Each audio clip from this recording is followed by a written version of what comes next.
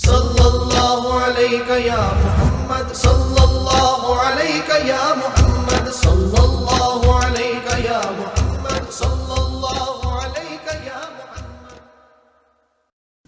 غوث پاک فرماتے ہیں، اے میرے مرید، میرا ہاتھ بہت بڑا ہے۔ فرماتے ہیں کہ میرا مرید ایک دفعہ ہو گیا، جیسا بھی ہے مرتے وقت ایمان سے ہی جائے گا۔ آپ فرماتے ہیں میرا مرید کون ہوگا؟ میرا مرید وہی ہوگا جو ذاکر ہوگا۔ پھر فرماتے ہیں بہجت الاسرار میں کہ میں ذاکر اسی کو مانتا ہوں جس کا دل اللہ اللہ کرے، ورنہ یہ زبانی طور پہ تو طوطا بھی اللہ اللہ کر لیتا ہے۔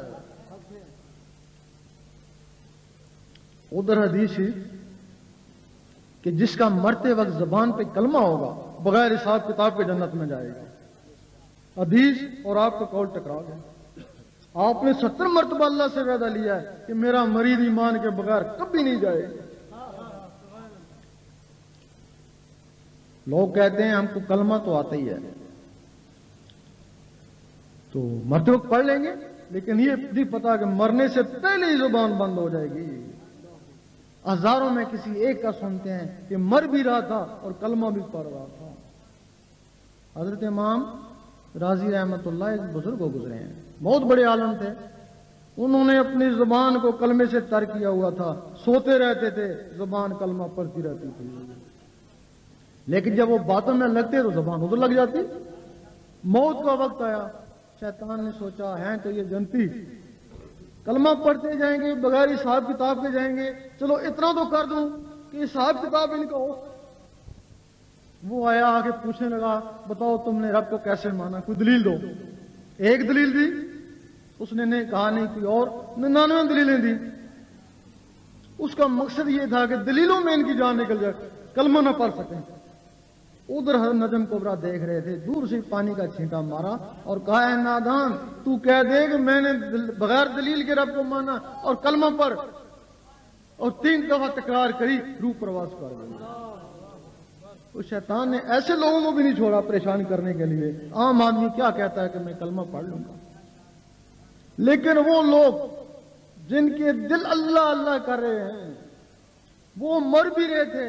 شیطان کا تصرف اس زبان پر ہے کہ زبان عالم ناسوت میں ہے، دل کا تعلق عالم ناسوت سے نہیں ہے، دل کا تعلق عالم ملکوت سے ہے، کیونکہ شیطان کا تصرف زبان پہ ہے، دل پہ نہیں۔ یہ تو عالم ملکوت سے اس کا ٹکراؤ ہو گیا۔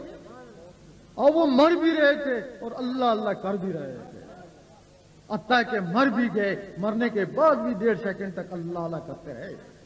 حدیث شریف میں زبان کا ہے، وہ بھی گوشت کا لوتھڑا، یہ بھی گوشت کا لوتھڑا۔ اس لوتھڑے کو اس سے 70 گنا زیادہ فضیلت ہے۔ اب بغیر حساب کتاب کے جنت میں کیسے جائے گا؟